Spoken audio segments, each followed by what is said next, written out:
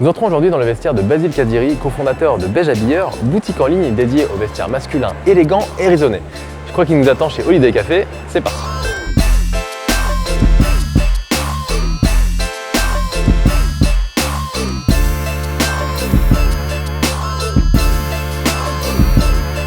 Salut Basile. Salut Lucas. Ça va? Très bien et toi? Ça va, merci. Dis-moi, tu as décidé de faire ton interview chez Holiday. Ouais, tout à fait. Est-ce que tu peux nous présenter un peu Holiday? Alors Holiday, à la base, c'est un magazine des années 40 qui a été repris par monsieur Franck Durand. Donc comme son nom l'indique, ça parle de vacances, mais c'est pas que ça, c'est surtout une image, des visuels très sympas, plein de grands photographes qui viennent, qui ont carte libre en fait dans ce magazine pour parler un peu de leur univers et des choses qu'ils aiment. C'est quelque chose de très joli, de très graphique. Et ça transpire aussi ici dans ce lieu, c'est pour ça qu'on aime y venir pour l'atmosphère qu'il y a, pour le staff, pour les gens qui y travaillent, pour les gens qu'on y croise. C'est aussi tout près de nos bureaux et ça fait du bien dans un quartier comme le sud 16e d'avoir un petit peu ce genre de lieu qui ramène un peu de vie, un peu de coolitude, si je puis dire, dans cet endroit. Basile, avant de nous raconter pourquoi tu as monté Beige Habilleur, ouais. Tu as cofondé Beige Habilleur. Exactement. Est-ce que tu peux nous parler un peu de ton parcours? J'ai un parcours finalement assez classique. Je m'oriente à la sortie de mon bac pour faire une école de commerce, pour faire du marketing surtout. Parce que pour moi, ça a toujours été l'application commerciale, un petit peu des sciences sociales, de tout ce que j'ai toujours aimé, la sociologie, la psychologie, etc. Et j'ai pensé que j'allais pouvoir en faire finalement mon métier. Voilà, donc école de commerce. Au sortir, je pars pendant presque une année au Koweït et à Dubaï pour le groupe Chaloub. Chaloub, c'est eux qui ont 80% du marché du luxe au Moyen-Orient. Ils ont tout, ils sont en JV avec Vuitton, ils ont Chanel, ils ont Ralph Lauren, etc. Enfin, c'est un très très gros groupe. Donc c'était une super expérience, ça m'a permis de découvrir une autre région du monde, d'autres façons de consommer, d'autres façons de voir les choses, etc. Le problème du Koweït, c'est que c'est très petit, ça se limite à sa ville, Koweït City, après c'est un désert. Et du coup, j'ai quand même eu envie de rentrer assez rapidement en France. Donc je rentre en France et j'ai l'opportunité de travailler chez Louis Vuitton en relation presse. Donc voilà, encore une fois une expérience extraordinaire, tu vois plein de gens, enfin c'est très très cool. Mais moi c'est pas forcément ce que j'avais en tête depuis le départ, je voulais vraiment faire quelque chose qui avait un lien avec le produit, donc de la prod ou marketing développement, enfin c'est vraiment ça qui m'intéressait qui me faisait vibrer depuis le début. Et si tu veux le côté très très relationnel, parfois un peu forcé, tu vois, de la chose, je le fais plutôt mal. Il y en a qui le font beaucoup mieux que moi. Donc voilà, au bout d'un an, je suis parti. Je suis arrivé chez Ami Alexandre Matussi, en marketing développement. Je pense que ça a été dans ma petite carrière professionnelle, un des boulots que j'ai le plus aimé, de par la culture d'entreprise qu'il y a aussi chez Ami. Tu vois, c'est vraiment en relation avec le nom Ami. Alexandre Matussi est quelqu'un de très humain, de très sympa, qui vraiment involve les gens dans tout ce qu'il fait lui au quotidien.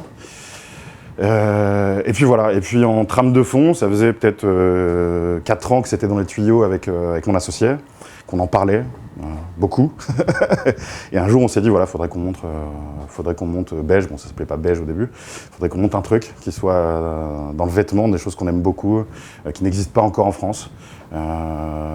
Certains produits pour lesquels même on avait du mal à les trouver nous-mêmes en fait, donc voilà, c'est un peu l'idée. Et voilà, les choses se sont lancées aussi simplement que ça, et puis après finalement une vie d'entrepreneur assez classique, j'ai envie de dire. Tu vois, tu dis que tu as moins de 30 ans, que tu n'as pas d'enfant, tu n'as pas de crédit, c'est le moment de le faire. Si tu tombes, tu tomberas moins fort et tu pourras te relever, ce sera plus facile. Et voilà. Et Basile, on se connaît depuis un petit moment maintenant. Ouais. Moi personnellement, je suis impressionné par ta culture du vêtement. Okay. Et je ne sais pas où tu vas chercher toutes ces informations. Déjà, merci beaucoup. Je savais pas que j'impressionnais des gens, c'est super cool. J'étais impressionné, incroyable. Super. Où je me documente, un truc que n'aiment pas dire en général les gens, beaucoup de blogs, beaucoup de forums, beaucoup Instagram après quand ça arrive, et puis énormément de magazines, énormément, vraiment je suis un boulimique de magazines. Magazine japonais pour les magazine japonais, parce que tu as quand même pas mal de choses, même si je capte rien du tout au japonais, néanmoins tu vois, tu as tout un visuel, plein de produits, etc. qui marchent déjà très fort là-bas et qui sont pas encore, et pour lesquels c'est pas encore le cas dans le monde entier. Ouais, parce que les mecs font les choses vraiment à fond, sont extrêmement pointus, extrêmement précis dans la sélection des articles ou des produits qu'ils vont mettre en avant. Et puis aussi beaucoup finalement de magazines et même d'inspirations qui n'ont rien à voir avec le vêtement, qui ont quelque chose à voir avec les belles choses et le bon goût. Mais voilà, et tout ça, la synthèse de tout ça, ça me permet d'engrammer plein de petits signaux faibles, plein de petites choses.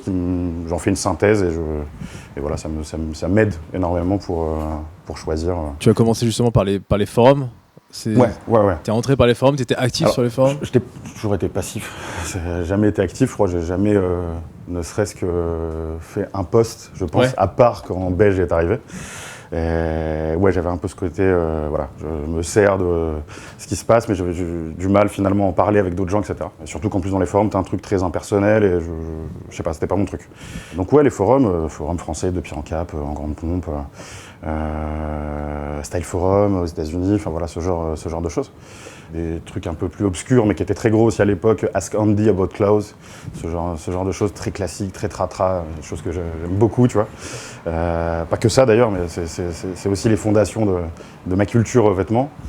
Et ouais, voilà, ça a été ça, et ça l'est toujours d'ailleurs. Moins les forums, beaucoup plus Instagram maintenant, parce que c'est quand même ce qui a pris le lead. Il y a beaucoup plus d'images, beaucoup plus de choses, ça va beaucoup plus vite. Du coup, comment tu te sers d'Instagram aujourd'hui? Alors Instagram, je m'en sers de façon assez organique, empirique. C'est aussi très corrélé avec la vie de tous les jours. C'est en fonction de ce que je vois, des rencontres que je fais.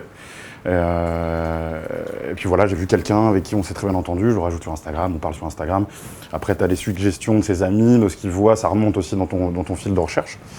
Et puis, mais il n'y a rien de très structuré. Je regarde les choses, il y a quelque chose qui m'intéresse. Et puis, je sais pas, je peux passer du temps sur je sais pas, mettons Belgian Shoes. Puis j'essaie de voir tout ce qu'il y a sur Belgian Shoes sur Instagram, sans forcément mettre des hashtags, mettre tout ça. C'est pas forcément très très structuré de ce point de vue. Voilà, il n'y a pas de vrai modus operandi, mais c'est un truc voilà, de façon très organique et finalement naturel, quoi. Je trouve que...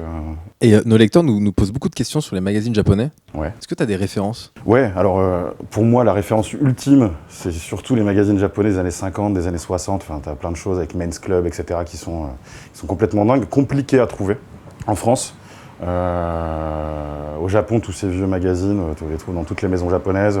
C'est quelque chose qui s'achète pour 3 sous, alors que ça vaut très cher sur eBay. Donc voilà, il y a tous ces magazines-là de ces années-là. Et puis aussi un peu plus récent, mais qui s'est arrêté malheureusement, Feu Free and Easy, qui était vraiment une mine d'inspiration, de produits. Et les mecs vont très très loin. Tu vois, dans Free and Easy, tu peux avoir tout un... je pense 4 ou 5 pages simplement sur les outils ce qu'utilise un architecte dans son travail. Alors, tu as des trucs pour faire de la trigo, des superbes équerres en aluminium, etc. Et vraiment, c'est très fouillé. Très loin, ouais. Voilà. Et c'est ce que j'aime beaucoup justement dans l'approche des Japonais, tu vois, par rapport aux vêtements et par rapport à toutes les choses qui les passionnent. Le seul problème, c'est que tu peux avoir aussi quelque chose de très déguisé aussi, en fait, finalement. Je m'explique dans cette approche.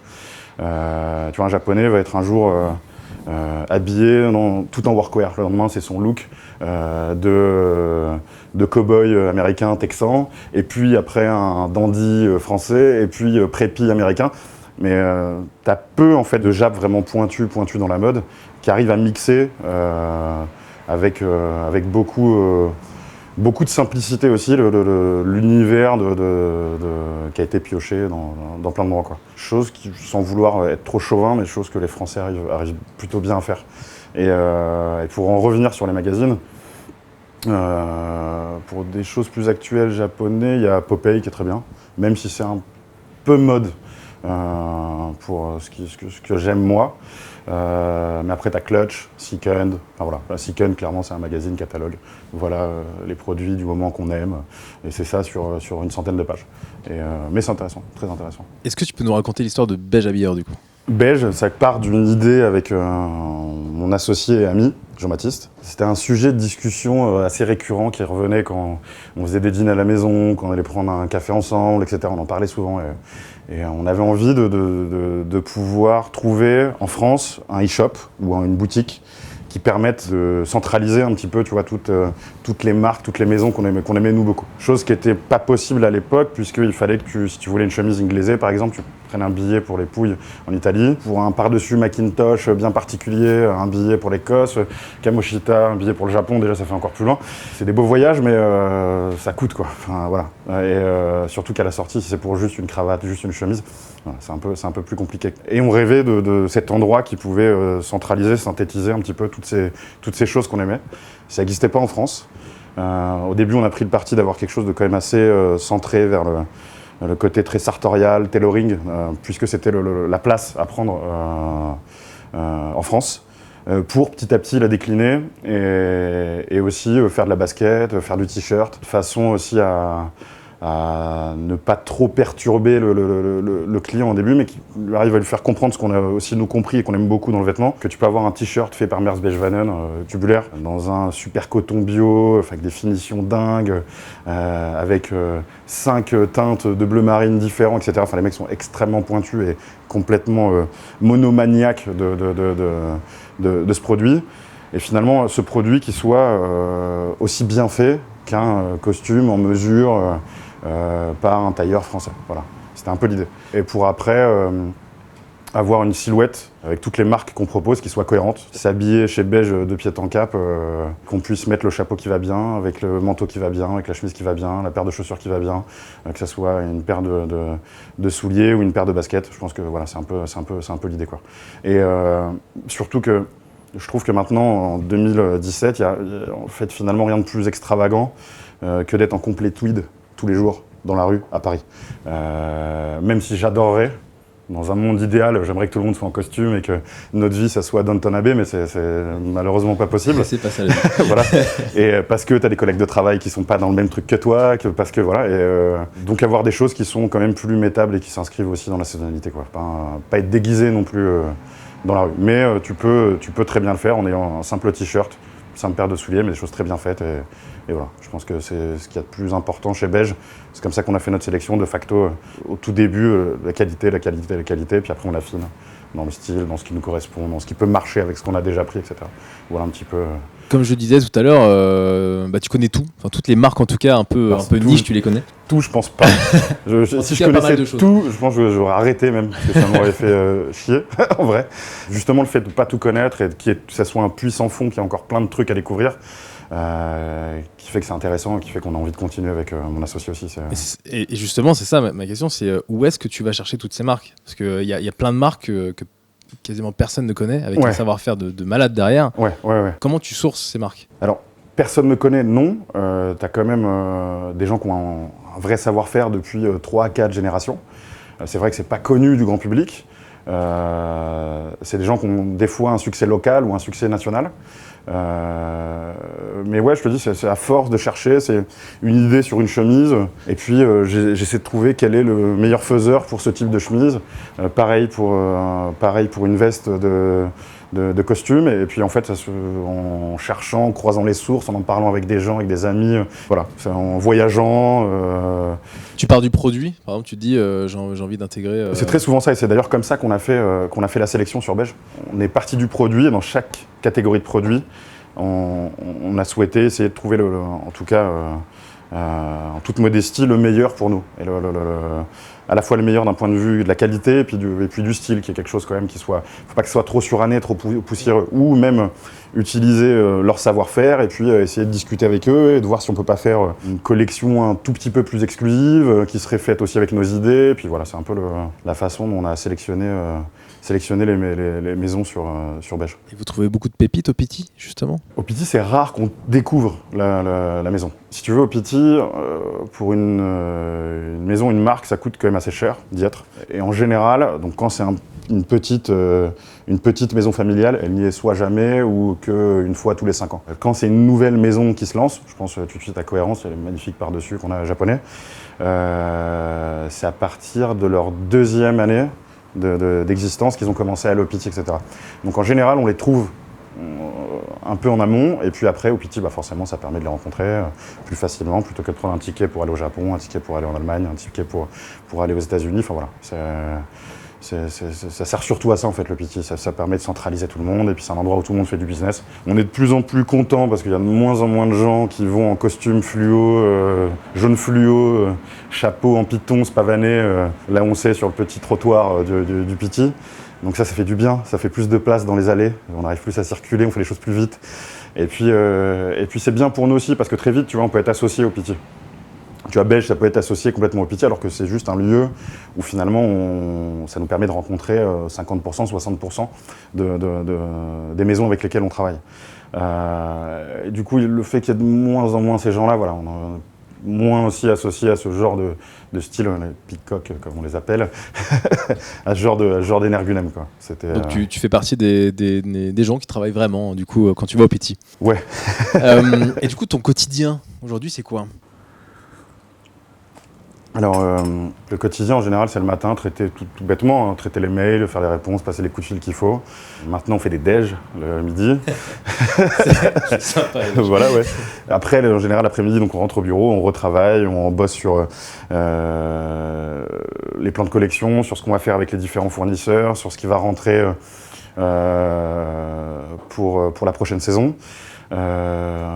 Quelque chose, et ça, j'en remercie beaucoup Jean-Baptiste, mon associé, qui est un peu vraiment le gendre idéal, quoi. Enfin, c'est le mec qui est ravi de faire tous les trucs que personne n'a envie de faire et qui surtout permet d'avoir un peu de recul, parce que moi j'ai quand même la tête dans le guidon par rapport à ça. Lui, si tu veux, il vient de chez IBM, donc c'est le côté business de la chose, le côté gestion, qui fait beaucoup de bien. Et pourquoi je le remercie ? Je le remercie pour me laisser du temps tous les jours, pour justement être sur Instagram, passer du temps à lire des magazines, passer du temps à voir des gens, à parler, des fois avec toi, avec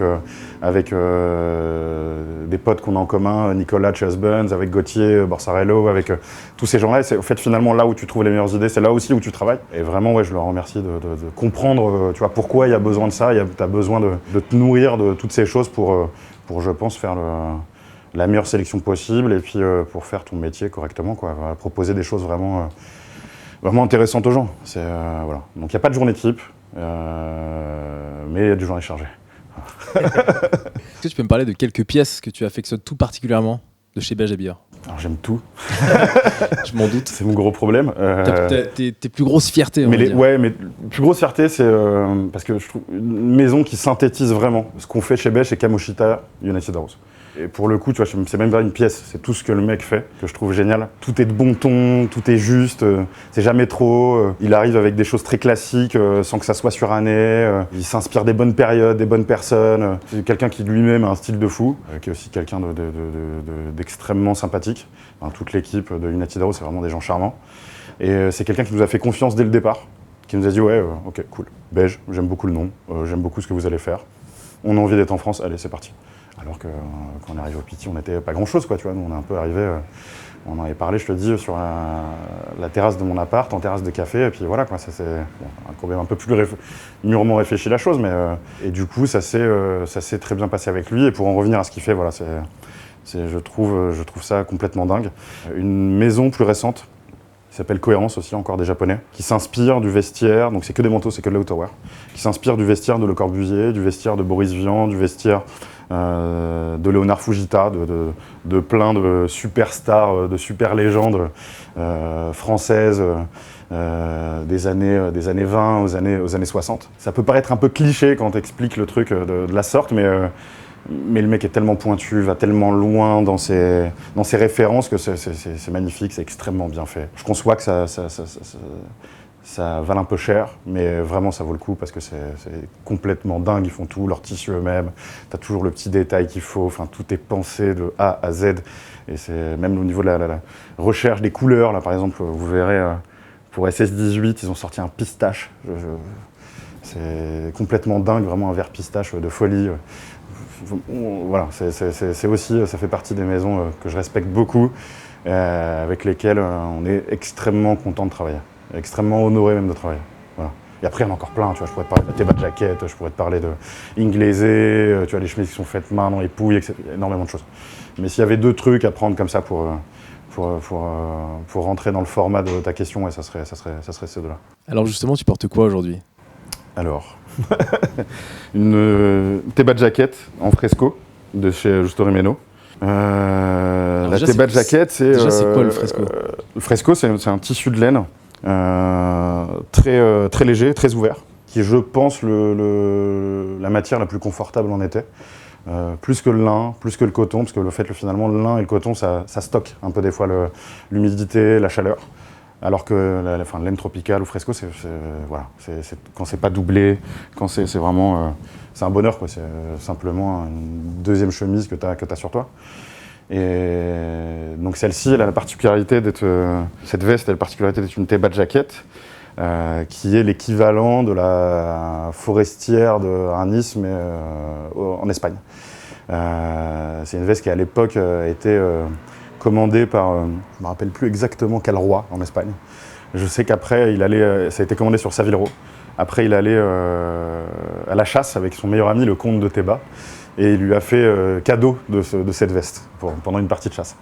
Et voilà pourquoi elle s'appelle la Teba Jacket. Mais c'est vraiment quelque chose de très très emblématique en Espagne, et tu vois tous les vieux monsieur, et plus jeunes d'ailleurs maintenant, avec une Teba Jacket. Et c'est idéal pour l'été. Et c'est une 3 boutons du coup?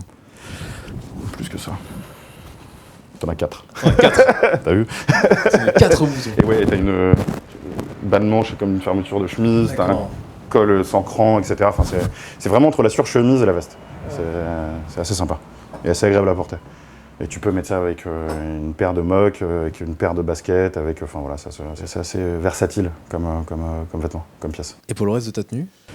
Une chemise en lin de chez Inglésé, col italien, toute simple. Voilà, qui, je pense en plus avec une Teba qui est déjà un peu compliquée dans la construction, il ne faut pas non plus trop charger, tu vois, un button-down ce serait peut-être un peu trop, etc.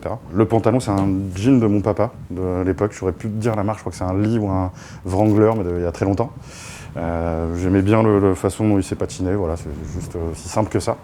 Et j'ai la chance de faire la même taille que mon père maintenant. Ce qui est bon. Bref. Une paire de mocassins 180 Weston, voilà. Tout ce qu'il y a de plus français. J'aime beaucoup Weston. Je trouve que c'est aussi une maison qui synthétise vraiment le style français et l'ambiance de ce que peut être le vêtement en France. Enfin, j'aime beaucoup Alden, tu vois, j'aime beaucoup aussi ce genre de maison, mais je trouve que voilà, faut mettre des Weston, on est des Français, on met des Weston, tu vois, c'est un truc qu'il faut qu'on fasse nous, quoi. Alors tu t'inspires beaucoup du style français, justement? Ouais. Même ton style, j'ai l'impression que tu as envie de reproduire un petit peu ce style français. Ouais. Alors si tant est qu'il existe, pour moi la définition du style français, c'est savoir mixer avec bon goût et le faire avec bon ton, le style anglais, le style italien, le style américain. Et je pense que c'est ça, c'est un peu... Et puis avoir un truc aussi en France qu'on a, je pense, à la fois très populaire dans la démarche. Tu peux mettre des trucs super cheap. Par exemple, les Anglais, je trouve, ont d'une certaine manière qu'une façon très élitiste de s'habiller. Je parle dans le vêtement classique qui nous intéresse et tout, parce qu'après, forcément, tu as le punk, plein de courants qui font que c'est très différent. Alors que les Italiens, justement, cette approche, et tu le vois aussi dans la cuisine italienne, c'est quelque chose de très populaire, de très simple, de très... Voilà. Et je trouve qu'en France, on arrive à avoir le bon match, le bon mélange de ces deux influences-là. Et puis après aussi influencé par le prépi, V-League américain, enfin voilà, c'est aussi, je pense, un truc qui a beaucoup influencé les Français. Si on parle de costumes, je trouve là par exemple la maison qui synthétise le mieux le style français à l'heure actuelle, c'est Husbands. Husbands, c'est pas simplement une énième marque de demi-mesure avec un nom pompeux américain, non, c'est Husbands parce que à l'époque, dans les années 60-70, la mode française rayonnait à travers la femme, ça a toujours été ça, tu vois. Paris, c'est beaucoup plus la mode féminine que la mode masculine. Et justement, le parti pris de Nicolas Gabard, le fondateur de Husbands, c'est de se dire, mais comment le mec qui était habillé à côté de cette nana resplendissante, habillé tout en Yves Saint Laurent rive gauche. Et en fait, le mec avait un style de fou aussi, tu vois. Et pour le coup, quelque chose de très anglais à cette époque dans la structure du vêtement, mais avec un côté déglingue parisien, français, enfin voilà, tu vois, genre, on s'en fout, quoi. Comme beaucoup de gens disent, j'aime pas ce mot, mais finalement, ça représente bien ce que c'est effortless chic, tu vois, je déteste ça, tu vois, l'anglicisme, enfin bref. Mais en tout cas, c'est un peu l'idée, quoi. Et ouais, si on pouvait mettre une image sur ce que je viens de dire, je pense que Husbands, c'est une belle synthèse de tout ça. Tu portes des accessoires? Très peu, très peu, des montres, essentiellement des montres. Et puis des lunettes, si tant est que c'est un accessoire. Je pense que sans lunettes, je vois absolument rien, tu vois, c'est plutôt médical même. D'ailleurs, elles viennent d'où tes lunettes? Elles viennent de chez Max Piton, encore une fois, une marque japonaise qui a racheté une ancienne marque du Jura française, mais qui travaille toujours avec les héritiers de la marque, qui est fabuleuse. C'est Tomi Ogara qui a fait tout le design de cette marque, de ces montures. C'est le mec qui est derrière le design de Dita, le design de Timbrand, de Native Sons, enfin de plein de réussites dans la lunetterie moderne. C'est lui qui est en train de relancer aussi Tarte, une très belle maison des années 40 aux États-Unis. C'est un peu la lame tosh de chez Moscott, celle qu'a Johnny Depp, celle aussi de Woody Allen. Et en fait, les premiers à faire ça, c'est pas Moscott de chez lame tosh. Il y a eu Churon et puis il y a eu avant Tarte. Et ce mec est derrière tout ça aussi, et donc est aussi derrière Max Piton. Ça fait partie des maisons les plus sympas et les plus fraîches, je trouve, en lunetterie. Que ce soit pour l'optique ou de la solaire. D'ailleurs, on a Max Piton sur Beige. Qui se pose sur Beige Habilleur, du coup. Exactement. Alors, je te le souhaite pas, mais imagine ton appart crame demain. Ouais. Et tu as 3 pièces à sauver.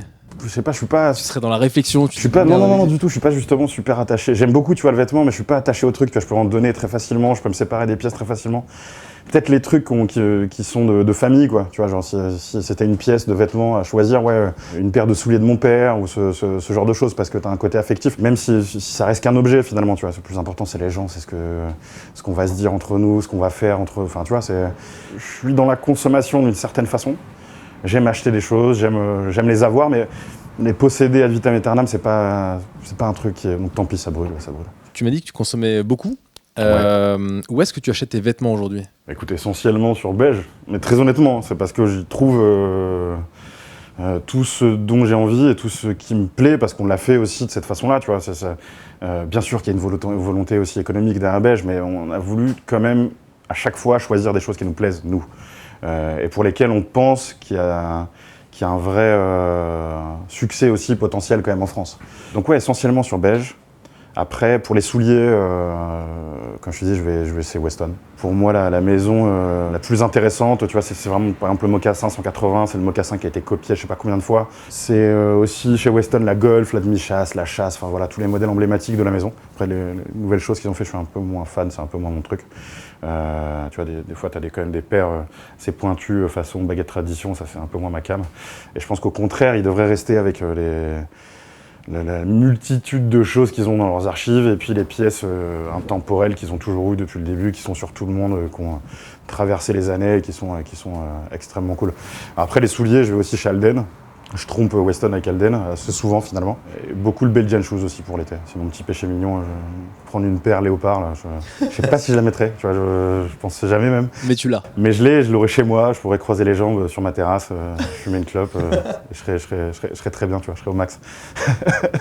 C'est quoi un mec qui a du style pour toi? Un mec qui a du style, c'est un mec qui fait ça de façon naturelle, qui arrive à mélanger les vêtements de façon à que ce soit très homogène.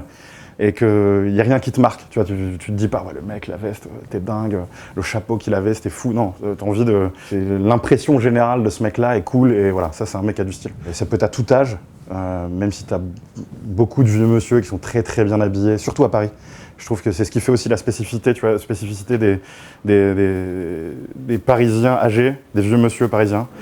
C'est le fait de jamais lâcher l'affaire, quoi. Tu vois, je prends les Anglais, au bout d'un moment, ils ont 80 ans, ils cherchent le confort, quoi. Tu vois, ils enlèvent la cravate, ils enlèvent les trucs. Pareil en Italie, en France, non. Ils ont 80 ans, ils arrivent à peine à se déplacer dans la rue, etc.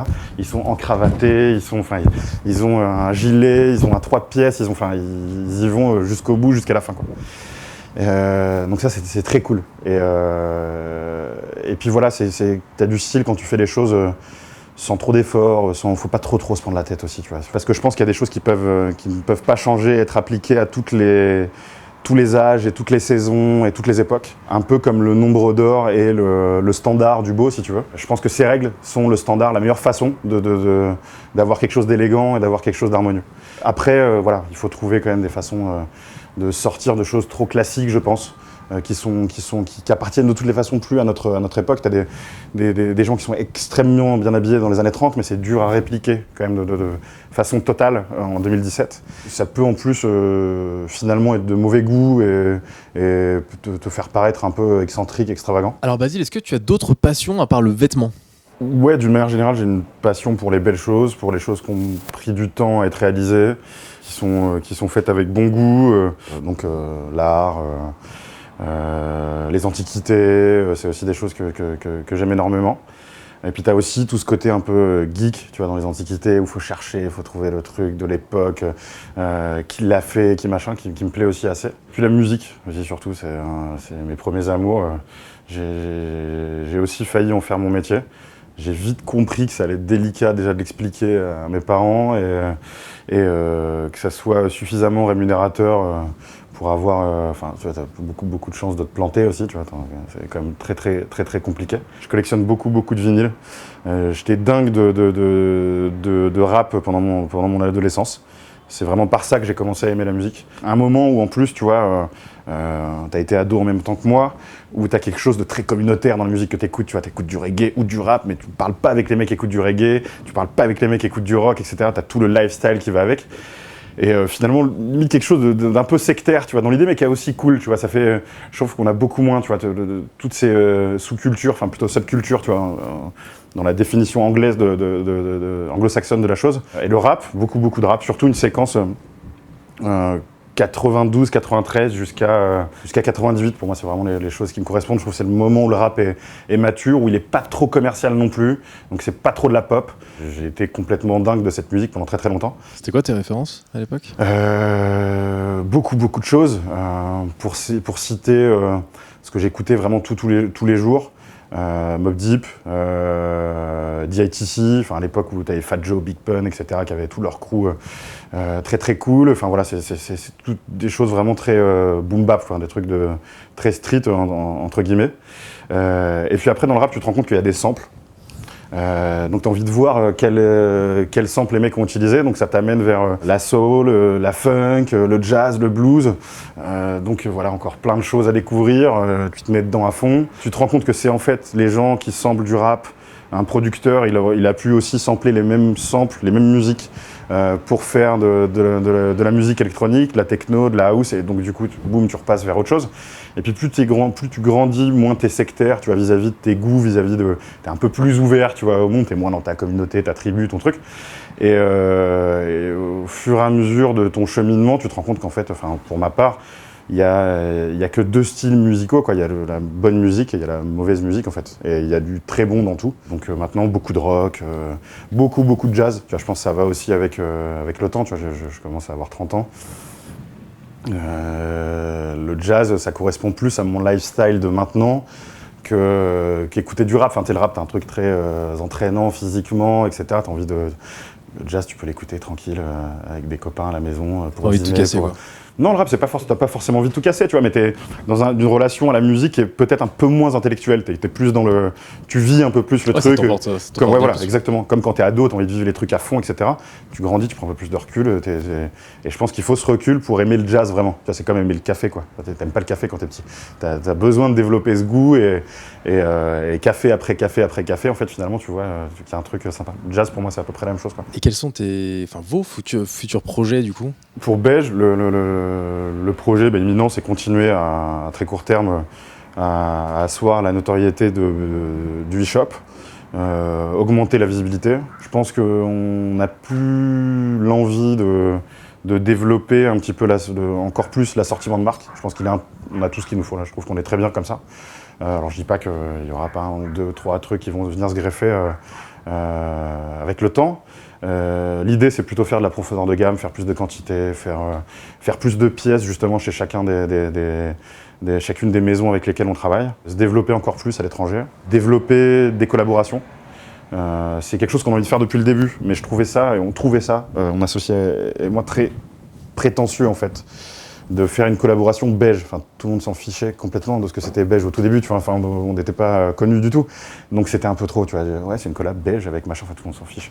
Donc, alors, là, moins, tu vois, on commence à être un peu plus connu, entre guillemets. Donc, c'est un peu plus légitime, je pense. Et c'est quelque chose qu'on va développer. On l'a déjà fait sans l'appeler une collaboration.